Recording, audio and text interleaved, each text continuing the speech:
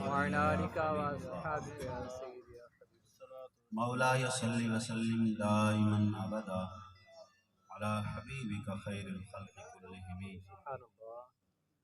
يا اكرم الخلق ما لي من الوذ به سواك عند حلول الحادث العممي ويا رب بالمصطفى بلغ مقاصدنا سبحان الله. واغفر لنا ما مضى يا واسع الكرم. اللہ جل جلالہ وعم نوالہ واتم برہانہ وعظم شانہ، مالک کائنات، خالق کائنات، رب لم یزل کی لا حد و بے انتہا حمد و ثنا، و حضور سرور کائنات، فخر موجودات، سید الانبیاء والرسل، جناب احمد مجتبی محمد مصطفیٰ صلی اللہ تعالیٰ علیہ وسلم کے دربار گوہربار میں کروڑہا درود و سلام کے تحفے نذرانیات کرنے کے بعد، معزز و محتشم سامعین حضرات، السلام علیکم ورحمۃ اللہ وبرکاتہ۔ وعلیکم السلام ورحمۃ اللہ وبرکاتہ۔ مشکور ہوں حضرت پیر قاری محمد سلیم صاحب کا اور ان کے صاحبزادے حضرت علامہ مولانا قاری محمد آصف سعیدی صاحب کا کہ انہوں نے اس سٹیج پہ موقع دیا کہ رب تعالیٰ کے کلام مجید میں سے چند باتیں آپ سے عرض کر سکوں، اور یہ بھائی کا بہت بڑا اچھا اقدام ہے کہ انہوں نے ہر مہینہ کے بعد افراتفری کے دور میں آپ کو دین سے وابستہ کرنے کی کوشش کی ہے، سبحان اللہ۔ آپ کو دین سے آشنا کرنے کی کوشش کی ہے۔ لوگوں کو دنیاوی معاملات میں عروج تک علم حاصل ہے، لیکن دین کے معاملے میں پتہ نہیں۔ انہوں نے چاہا کہ یہ ایک ادارہ ہے، علم کا ادارہ ہے، تو بے شک بچے بھی یہاں سے فیض حاصل کرتے ہیں تو بڑے بھی آ کے فیض حاصل کریں۔ سبحان اللہ۔ یہ آپ کے لیے ہے تاکہ آپ ہر مہینے آ کے قرآن و سنت سنیں اور آپ کو زندگی گزارنے کا طریقہ آ جائے کہ آقا علیہ السلام نے کس طرح زندگی گزاری اور آقا علیہ السلام کی سیرت کیا ہے، رب کا کلام کیا کہتا ہے، یہ آپ کو موقع دیا ہے۔ اللہ رب العزت ان کو جزائے خیر عطا فرمائے، اور دعا کریں اللہ تعالیٰ اس مادر علمی کو، اس دینی درسگاہ کو بے پناہ عروج عطا فرمائے، آمین۔ دین کا علم کا اس کو مرکز بنائے، اور تعاون بھی کریں اور دعا بھی کیا کریں اللہ تعالیٰ اس ادارے کو نظر بد سے بچائے اور دن بدن اس کو عروج عطا فرمائے۔ مختصر وقت ہے، درس قرآن کے حوالے سے یہ محفل ہے، تو قرآن سے ہی چند باتیں عرض کروں گا، کیونکہ کچھ لوگ قرآن پڑھ کے ہی لوگوں کو گمراہ کرتے ہیں، اور رب فرماتا ہے کہ والذین اذا ذکروا بآیات ربہم لم یخروا علیہا صما وعمیانا، کہ میرے بندے وہ ہیں کہ جب انہیں قرآن پڑھ کے نصیحت کی جائے تو وہ اندھے اور بہرے ہو کے گر نہیں پڑتے، بلکہ غور و فکر کرتے ہیں کہ یہ جو بات قرآن کا نام لے کے کہہ رہا ہے کیا واقعی قرآن کی یہی تعلیم ہے یا نہیں ہے۔ سبحان اللہ۔ کیونکہ کچھ لوگ وہ آیتیں جو اللہ رب العزت نے بتوں کے بارے میں نازل کی، جو آیتیں مشرکین کے بارے میں نازل کی، بتوں والی آیات کو انبیاء پہ چسپاں کرتے ہیں، اولیاء پہ چسپاں کرتے ہیں، اور مشرکین والی آیتوں کو مومنین کے اوپر چسپاں کرتے ہیں۔ تو اللہ کے اس فرمان کے مطابق ہمیں سمجھنا چاہیے کہ قرآن کیا کہہ رہا ہے، قرآن کا اسلوب کیا ہے۔ نبوت اور رسالت یہ اللہ رب العزت کی الوہیت کی دلیل ہے، اور آپ کو پتہ ہونا چاہیے کہ جتنا بڑا دعویٰ ہوتا ہے دلیل بھی اتنا بڑی ہوتی ہے۔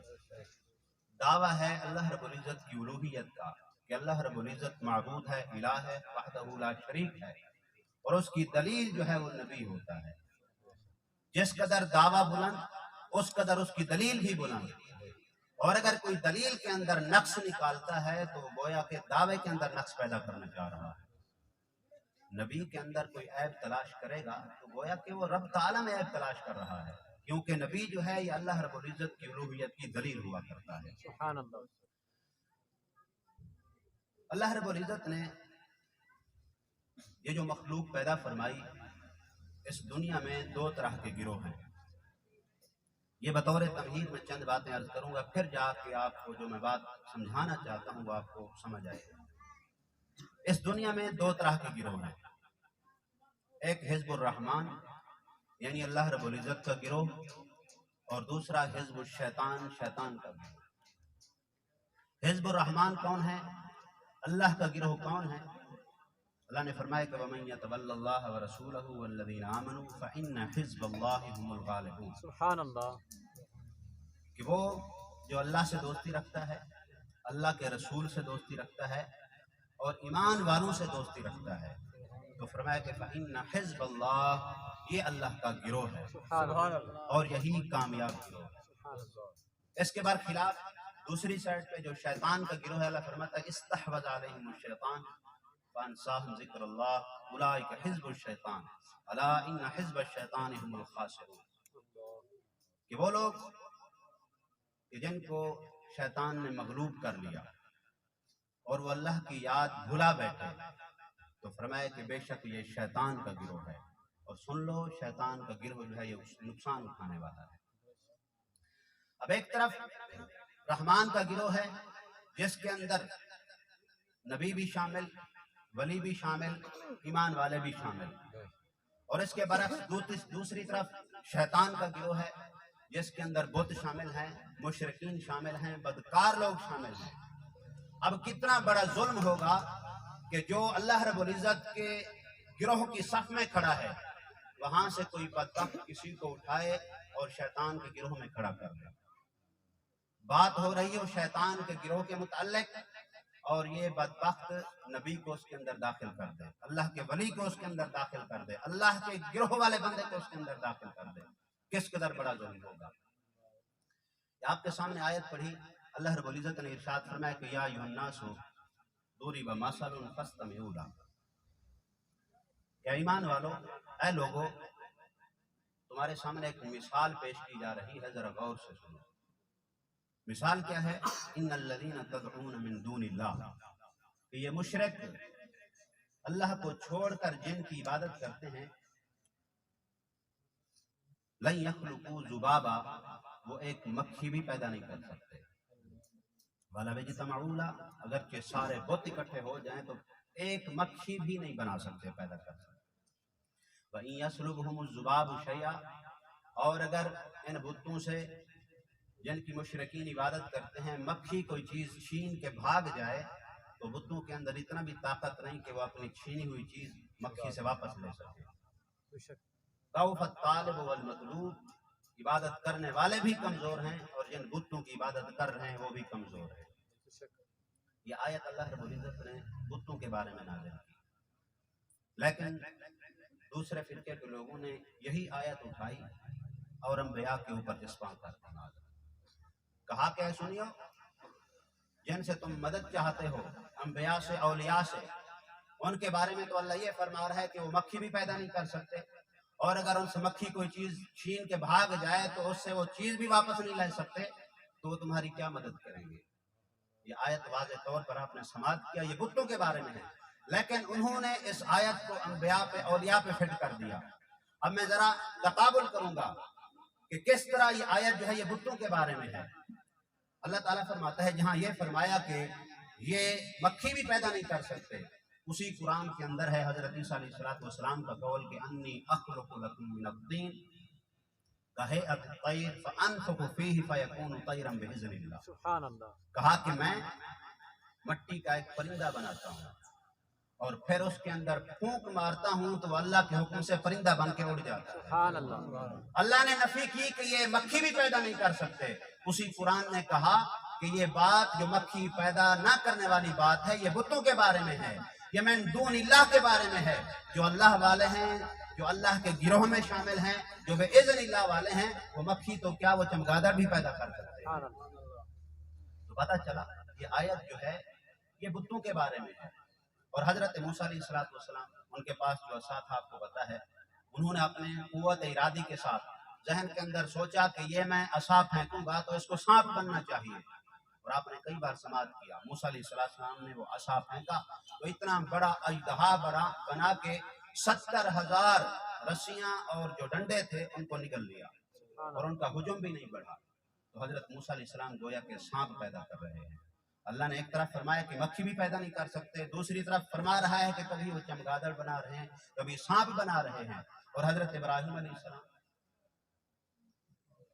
उन्होंने भी जब रब से सवाल किया कि या अल्लाह तू कैसे मुर्दों को जिंदा करता है, रब्बे अरनी कैफ़ तुह्यिल मौता क़ाल अवलम तु'मिन, अल्लाह ने फरमाया कि इब्राहिम क्या आपको यकीन नहीं? कहा कि क्यों नहीं या अल्लाह, वलाकिन लियत्मइन्ना क़ल्बी, ये मैं इसलिए पूछ रहा हूँ ताकि मैं उसकी कैफियत देखूं कि तेरा अंदाज क्या है, ताकि मुझे इल्मुल यकीन हासिल हो जाए, हक़्क़ुल यकीन हासिल हो जाए, इसलिए ये मैं कह रहा हूँ ताकि मेरा दिल मुतमईन हो जाए। तो अल्लाह ने फरमाया कि फिर 4 परिंदे पकड़ो, उनको ज़िबह करो, उनके गोश्त को मिलाओ और पहाड़ों के ऊपर फैला के रख दो, फिर उनको बुलाओ, फिर देखो किस तरह उड़ के तुम्हारे पास आते हैं। तो हजरत इब्राहिम अलैहिस्सलाम ने उन परिंदों को बुलाया तो वो सारे परिंदे उड़ के हजरत इब्राहिम अलैहिस्सलाम के पास आ गए। एक तरफ नफी है कि वो मक्खी को भी पैदा नहीं कर सकते, कभी फरमाता है कि वो चमगादड़ बना रहे हैं, कभी फरमाता है कि वो सांप बना रहे हैं, कभी फरमाता है कि वो परिंदे बना रहे हैं। पता चला तख्लीक की जिनसे नफी है वो बुत हैं, और जिनसे सुबूत है वो अल्लाह रब्बुल इज्जत के नबी हैं। सुभान अल्लाह, अल्लाहु अकबर, या रसूल अल्लाह, जिंदाबाद, जिंदाबाद, जिंदाबाद। वहीं यसलुबहुम ज़ुबाबु शैया, इसी आयत के अगले हिस्से में अल्लाह ने फरमाया कि अगर इन बुतों से मक्खी कोई चीज छीन के भाग जाए तो ला यस्तनकिज़ू हो, या अपनी छीनी हुई चीज उनसे वापस नहीं ला सकते। बेबसी का इजहार है, इस कदर वो बेबस हैं। लेकिन दूसरी तरफ जब सूरह नमल खोलते हैं, अल्लाह के वली की ताकत देखते हैं कि जब सुलेमान अलैहिस्सलाम ने फरमाया कि कौन है अय्युकुम यातीनी बिअर्शिहा क़ब्ल अन यातूनी मुस्लिमीन, कि कौन मलका बिल्कीस का तख्त शहर सबा से यहाँ शाम के मुल्क में लाएगा। यमन का शहर है सबा। हजरत सुलेमान अलैहिस्सलाम बैठे हैं शाम के अंदर, बैतुल मुक़द्दस के अंदर, 1 महीने की मुसाफत है। कहा कि उसके आने से पहले वो 3 मील दूर थी सिर्फ और सिर्फ, उसके आने से पहले वो तख्त कौन लाएगा। जिन ने भी कहा, लेकिन आपने फिर पूछा कौन है, तो क़ाल अल्लज़ी इंदहु इल्मुम मिनल किताब, सुभान अल्लाह, उस शख्स ने कहा जिसके पास इल्म किताब का इल्म था, यानी जो अल्लाह का वली था। अना आतीका बिही क़ब्ल अन यर्तद्द इलैका तर्फुक, कि मैं लाऊंगा और आपकी पलक झपकने से पहले लाऊंगा। सुभान अल्लाह। तो आपको पता होना चाहिए वो तख्त जो है दूर कितना था। 1 महीने की मुसाफत पर, 1 महीना जाते हुए 1 महीना आते हुए, गोया के 2 महीनों की मुसाफत पर कितना बड़ा था। 80 गज लंबा, 40 गज चौड़ा और 30 गज गहरा था। उसके ऊपर 7 कमरे बने हुए थे, हीरो जवाहरात सोने चांदी से वो जड़ा हुआ था, और उसके अंदर वो मलका बिल्कीस जो है वो सोया करती थी, वो उसका महल था गोया के है तख्त। तो हजरत सुलेमान अलैहिस्सलाम ने फरमाया कि वो तख्त कौन लाएगा। अब वो कोई छोटा सा खिलौना तो नहीं था कि जिसको जेब के अंदर डाल के लाया जा सके, इतना बड़ा तख्त है, इतना दूर पड़ा है। कहा कि वो 3 मील दूर बाकी है, उसके आने से पहले वो तख्त लाना है। तो अल्लाह ने फरमाया अगर कहीं और होता तो ये इनकार कर देते कि ये कैसे हो सकता है, लेकिन कुरान है, इनकार करते हैं तो मरते हैं। अल्लाह ने फरमाया क़ाल अल्लज़ी इंदहु इल्मुम मिनल किताब अना आतीका बिही क़ब्ल अन यर्तद्द इलैका तर्फुक, कि आपकी पलक झपकने से पहले वो तख्त लाऊंगा। और मुफस्सिरीन कराम फरमाते हैं कि हजरत आसिफ बिन बरखिया जो सुलेमान अलैहिस्सलाम के दरबार में बैठे थे, वहीं बैठ के मुल्क यमन के अंदर शहर सबा में वो जो तख्त पड़ा था, जिसके इर्द गिर्द हजारों जिन्नात पहरेदार थे, हजारों इंसान पहरेदार थे, उसको जमीन के अंदर धंसाया, धंसा के जमीन का कलेजा चीर के खींच के हजरत सुलेमान अलैहिस्सलाम के दरबार में हाजिर। सुभान अल्लाह, नारे तकबीर, नारे रिसालत, नारे खिलाफत, नारे हैदरी। एक तरफ है ला यस्तनकिज़ूहु मिन्हु, कि अगर मक्खी कोई चीज छीन के भाग जाए तो ये वापस नहीं ला सकते। बेबसी का इजहार है कि इतना बेबस हैं। एक तरफ ताकत का इजहार है। पता चला जिनके बारे में है कि जनाब अली मक्खी से अगर मेरी तरफ तवज्जो करें,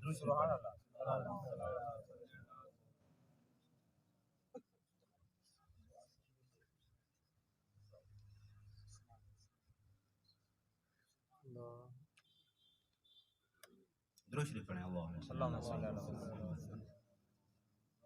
एक तरफ इजहार है उनकी बेबसी का, कि इतना बेबस हैं कि अगर मक्खी भी इनसे कोई चीज छीन के भागे तो उससे वापस नहीं ले सकते, और इधर ताकत का इजहार है कि ताकत इतना है पलक झपकने की देर में इतना दूर इतना बड़ा तख्त हाजिर कर दिया। तो पता चला ये बुतों के बारे में है, औलिया की शान ये है जो कुरान बयान कर रहा है। सुभान अल्लाह। जो आयत बुतों के बारे में नाजिल हुई उसको औलिया पे चश्मा करना, अंबिया पे चश्मा करना, ये कौन से इंसाफ की बात है? जो हिजबुल्लाह हैं उनको मादल्ला हिजबुल शैतान में दाखिल कर देना, ये कौन सा इंसाफ है? और इसी तरह अल्लाह रब्बुल इज्जत ने इरशाद फरमाया, क़ुल अरअयतुम इन अख़ज़ल्लाहु समअकुम व अबसारकुम व ख़तम अला क़ुलूबिकुम मन इलाहुन ग़ैरुल्लाहि यअतीकुम बिह।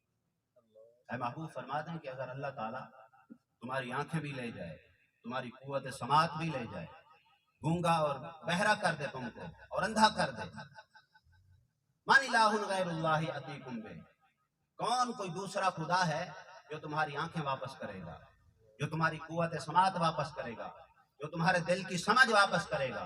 कोई है? कोई नहीं।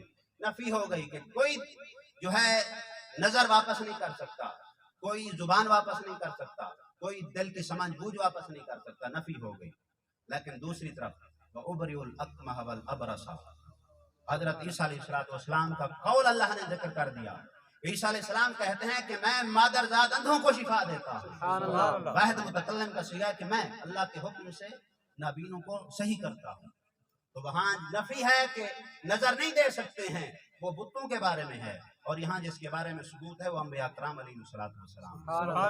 हजरत ईसा अलैहिस्सलाम के पास एक एक दिन में 70 हजार मरीज जो आया करते थे, आप हाथ फेरते जाते थे उनको शिफा याब करते जाते। जिनकी नफी है वो बुत हैं, और जिनके बारे में सबूत है वो अंबिया कराम अलैहिस्सलाम हैं, वो औलिया कराम हैं। हजरत यूसुफ अलैहिस्सलाम, आपको पता है हजरत याकूब अलैहिस्सलाम उनके फिराक में अल्लाह फरमाता है वबयद्दत ऐनाहु मिनल हुज़्न, कि उनकी आंखें सफेद हो गई हजरत यूसुफ अलैहिस्सलाम के गम में रो रो के। यूसुफ अलैहिस्सलाम को मिस्र में जाके भाइयों ने कहा कि तुम तो यहाँ तख्त शाही के ऊपर बैठे हो और ताज सरवरी सर के ऊपर सजाए बैठे हो, तुम्हारे गुलाम आगे पीछे इधर उधर हैं, लेकिन तुम्हारा बाप तुम्हारे गम में फिराक में रो रो के आंखें दे बैठा है। आपने फरमाया कि परेशान होने की बात नहीं, इज़हबू बिक़मीसी हाज़ा अला वजहि अबी बसीरा, मेरी कमीज ले जाओ, जाके उनके चेहरे पे डालो, उनकी बिनाई वापस आ जाए। सुभान अल्लाह। एक तरफ नफी हो रही है कि अगर निगाह ले लूं तो कौन है जो वापस करे, यहाँ सबूत फरमा रहा है। पता चला ये आयत बुतों के बारे में है, अंबिया की शान और है। ये आयत है हिजबुल शैतान के बारे में, जो अल्लाह का गिरोह है, उसमें तो अल्लाह की ताकत नमूदार होती है, उनकी जुबान जो है अल्लाह रब्बुल इज्जत के कलमा कुन की तर्जमान होती है। हजरत शाह मुहद्दिस देहलवी फरमाते हैं कि जब कोई आरिफ बिल्ला हो जाता है, फिर अगर वो बिस्मिल्लाह भी पढ़े तो उसका बिस्मिल्लाह पढ़ना भी अल्लाह ताला के कौन की तरह काम करता है। सुभान अल्लाह। इनको पता नहीं। और इसी तरह अल्लाह फरमाता है क़ुल अरअयतुम इन जअलल्लाहु अलैकुमुल लैला सरमदन इला यौमिल क़ियामह मन इलाहुन ग़ैरुल्लाहि यअतीकुम बिदिया। क्या ख्याल है तुम्हारा, अगर अल्लाह ताला क़यामत तक रात ही बना दे तो फिर है कोई खुदा जो रात को ले आए और ले जाए और दिन ले आए? यअतीकुम बिदिया अफला तस्माऊन। और आगे फरमाया क़ुल अरअयतुम इन जअलल्लाहु अलैकुमुन नहारा सरमदन इला यौमिल क़ियामह मन इलाहुन ग़ैरुल्लाहि यअतीकुम बिलैलिन तस्कुनून फीह अफला तुबसिरून। अगर अल्लाह ताला क़यामत तक के लिए दिन ही पैदा फरमा दे, रात को आने ना दे, तो है कोई खुदा जो रात को ले आए जिसमें तुम सुकून कर सकते? अफला तुबसिरून, क्या तुम देखते नहीं? अल्लाह रब्बुल इज्जत ने नफी कर दी माबूदान बातिला की ताकत की। ये जो माबूदान बातिला हैं, इनका सूरज के ऊपर कोई तसल्लुत नहीं, कोई कब्जा नहीं, कोई इख्तियार नहीं सूरज के ऊपर। ना इसको रोक सकते हैं, ना आगे कर सकते हैं, ना पीछे कर सकते हैं। ना इनका ताल्लुक रात के साथ है, ना दिन के साथ है। नफी कर दी। लेकिन दूसरी तरफ अल्लाह रब्बुल इज्जत के जो प्यारे हैं वो सूरज पे भी कब्जा कर लेते हैं, वो सूरज को भी रोक लेते हैं, चांद के भी 2 टुकड़े कर लेते हैं। हजरत यूशा बिन नून बैतुल मुक़द्दस को आजाद कराने के लिए जंग लड़ रहे थे। जुमे का दिन था, मगरिब होने वाली थी। और आपको पता होना चाहिए कि यहूदियत के अंदर हफ्ते का दिन जो है मुअज़्ज़ज़ तरीन दिन है। उस शरीयत में हफ्ते के दिन जंग करना नाजायज था, हराम था। अब हजरत यूशा बिन नून ने देखा कि हम जीतने के करीब हैं, फतयाब होने के करीब हैं, लेकिन दूसरी तरफ सूरज गुरूब होने वाला है। अगर सूरज गुरूब हो गया, क्योंकि मगरिब के बाद दूसरा दिन शुरू हो जाता है इस्लामी तौर पर, तो फिर हफ्ते का दिन शुरू हो जाएगा। जंग रोकनी पड़ेगी, रुक गया तो काम लंबा हो जाएगा, वो फिर जनाब अली ताकत पकड़ लेंगे।